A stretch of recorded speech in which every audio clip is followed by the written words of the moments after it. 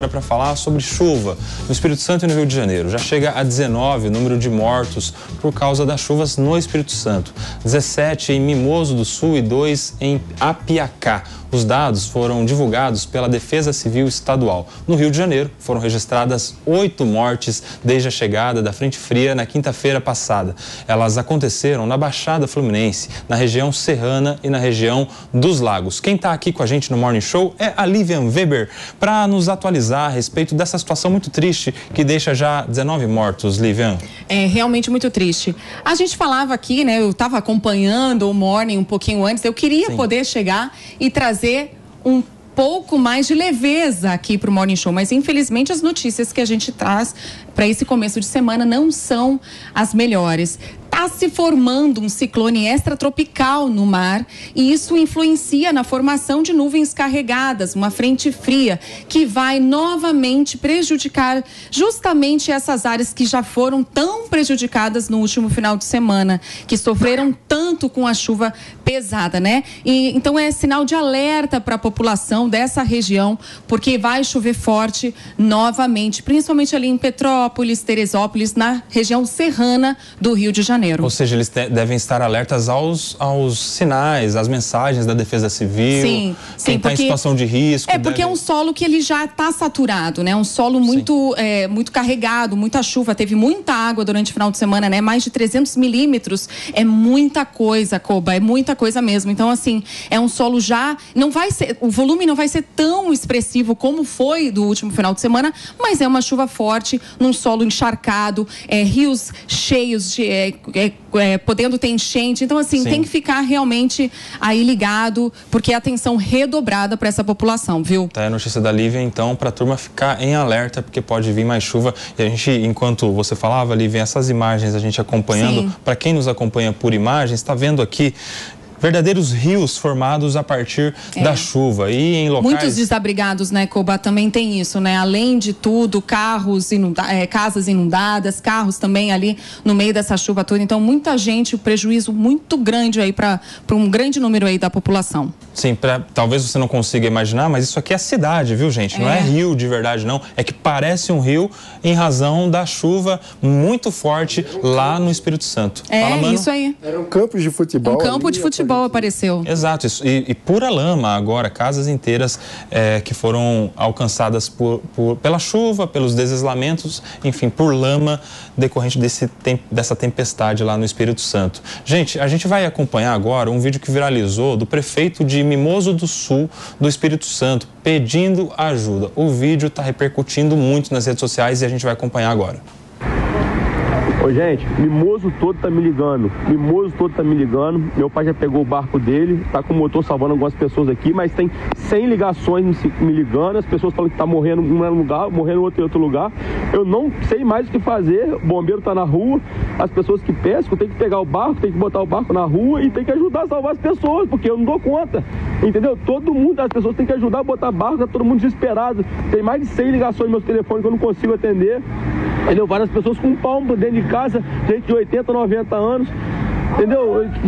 Tá aí, ó, um vídeo desesperado do prefeito da cidade chorando, não sabe o que fazer, pedindo ajuda para todo mundo para resolver a situação da sua população lá, Lívia. É realmente um filme de terror, né? Nessas regiões ali no Espírito Santo, 300 milímetros de água é muita coisa e normalmente afeta quem tem menos estrutura. Então, assim, é desesperador. A gente se coloca no lugar desse prefeito, né? Então, realmente, o cenário ali não é nada agradável. Realmente, quero agradecer a Lívia Weber que trouxe essas informações, infelizmente não tão boas, porque vem mais chuva por aí. Espero voltar no final de semana com boas notícias. Tomara, Lívia, a gente espera aí, tomara que com boas notícias no fim dessa semana. Obrigado, viu? Obrigada a vocês, viu? Bom trabalho. Obrigado. Palumbo, você que é o político desse nosso sofá, que situação desse prefeito, hein? Desesperado, não sei mais o que fazer.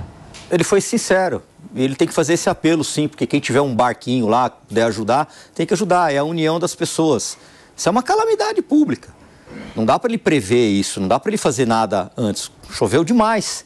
E aí ele pede ajuda, mas aí também tem que entrar o governo federal, que tem que mandar inclusive tropas do Exército para poder auxiliar, o governo estadual tem que ajudar também, e não deixar uma cidade, que não creio que não seja muito grande, numa situação como essa. Lembrando que a Força Nacional de Segurança pode convocar os bombeiros dos estados para integrar a Força de Segurança, já que os bombeiros são militares dos estados, e de repente fazer aí uma operação. Né? Não pode demorar.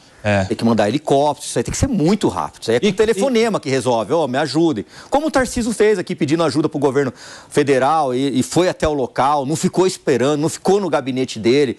Tem que se deslocar, tem que ir até lá. E inclusive, às vezes, nem depende da própria Força Nacional. Os estados mesmos se conversam e um manda a força para o outro. Eu lembro que no caso de Brumadinho, os bombeiros do estado de São Paulo foram lá ajudar nas buscas também. É um momento que tem que pensar no ser humano, né, Mano? Com certeza, é um momento de união diante da tragédia, mas eu diria, Cuba, que a gente precisa tratar desse tema também preventivamente, porque isso acontece todos os anos. Então, como que a gente, como país, ainda não tem um procedimento padrão, não tem um protocolo a ser seguido para acionar diferentes procedimentos de acordo com o grau do problema, né? De acordo com o grau da calamidade instalada. A gente precisa ter esses caminhos já mapeados e os prefeitos têm que ter acesso a esses protocolos. Você não pode esperar que cidades sem estrutura criem sozinhas um protocolo. A gente precisa atuar de forma articulada com cooperação para criar protocolos e fazer com que o setor público tenha treinamento adequado sobre como agir nessas situações. Não dá para esperar que as pessoas saibam o que fazer apenas no momento em que já está acontecendo a calamidade. Esse é o tipo de situação que exige uma política pública de preparação com coordenação por parte do governo federal e do governo dos estados, porque as mudanças climáticas são uma realidade, a gente ou se adapta a isso ou veremos cada vez mais notícias dessas tragédias que, repito, todo ano acontece. A gente pode não saber em que cidade será, mas a gente sabe que vai acontecer. Então a gente tem que ter um procedimento, treinamento e tratar isso de forma séria com política pública para já ter os protocolos a serem acionados de forma imediata no momento em que chega a calamidade. Ô Pepe, lembrando que o prefeito está desesperado ali, ele é a parte mais fraca aí dessa relação dos poderes, né? A prefeitura tem o menor orçamento, o menor caixa na comparação com o governo do estado, com o governo federal, e aí ele está numa situação de angústia, chorando, desesperado nas redes sociais. O desabafo do prefeito de Mimoso do Sul foi algo que, na minha opinião, retrata exatamente os pequenos municípios em caso de emergência, né? Infelizmente, como bem disse o Mano, né, esses pequenos municípios não têm estrutura alguma para combater esses alagamentos, para combater essas chuvas fortes e ajudar a população. Eu lembro que nos anos 2000, 2010, a gente falava na ideia de mitigação, né, dos efeitos climáticos, né? Hoje em dia já passamos da ideia de mitigação e estamos falando de adaptação, né? Nós temos que nos adaptar a esses efeitos perversos, né, do clima, que é uma realidade, né? Não tem como a gente mais pensar em políticas mitigatórias, tem que pensar em políticas adaptativas. E daí é necessário ter a coordenação realmente do Poder Executivo Federal com os estados e com os municípios, criando protocolo, como bem lembrou o Mano, para não para evitar, né? Porque infelizmente isso é normal todo ano, né? Mas para minimizar os problemas advindos desses efeitos climáticos perversos que estão cada vez mais normais. Diferente de outra cidade, que o chefe da Defesa Civil, participava do programa no Pingo nos Is, ele pediu para não divulgar vídeo. O chefe da Defesa Civil pediu para não divulgar o que está acontecendo na cidade, porque ele estava querendo esconder isso do restante do país. Ué? Né? Então foi uma das coisas mais... Magé, acabei de receber informação na cidade de Magé, o chefe da Defesa Civil pediu para não... mandou um áudio pedindo para não se divulgar imagens, não se divulgar vídeo, não ficar viralizando que eles estavam trabalhando. Aí não, o prefeito ele agiu de forma correta, você tem que pedir socorro. Uma cidade como essa não tem um orçamento gigantesco para poder atender uma calamidade como essa. Não é vergonhoso pedir ajuda, né, Palumbo? De jeito nenhum. É gesto de humildade, está lutando pelo povo. Tal. Vergonhoso é você querer esconder a situação, falar que está tudo bem, enquanto as pessoas estão morrendo. Agora, o que tem que fazer é uma coordenação realmente dos entes federativos, né? Não adianta ter medidas paliativas, não. Fala, Aninha. Não, o Mano tocou no ponto que é essencial. Eu discordei quando o Palumbo disse que isso era uma calamidade pública que não poderia ter sido evitada. Tudo bem, o clima é algo não totalmente previsível, mas que a gente sabe que o Brasil tem sofrido periodicamente com chuvas e com alagamentos dessa natureza, a gente já sabe. Então precisa ter um plano aí de contingência, precisa ter um mínimo de precaução, especialmente se você é um município pequeno que não vai ter esse chamariz todo se algo acontecer. Não tem dinheiro sequer para pagar os funcionários públicos. O Estado... Eles ficam lá em Brasília com o canequinho pedindo emenda para os deputados. É diferente de uma cidade grande.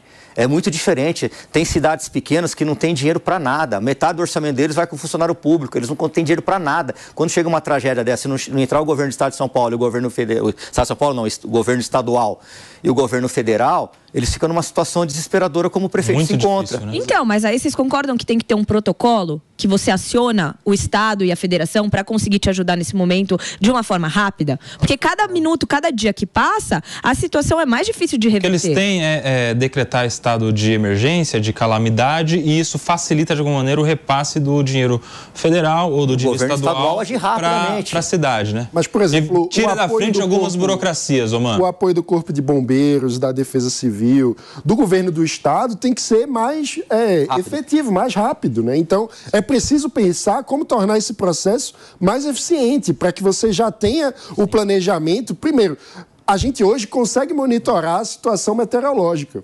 Então, a partir desse monitoramento, como que a gente já posiciona as equipes para ter o máximo possível de efetividade nesse tratamento? E também como adota um protocolo junto com as populações para que saiam das áreas de maior risco. E para onde essas pessoas têm que ir? Isso tudo precisa ser treinado e tratado com prevenção antes do desastre acontecer, para que no desastre todo mundo já saiba como agir.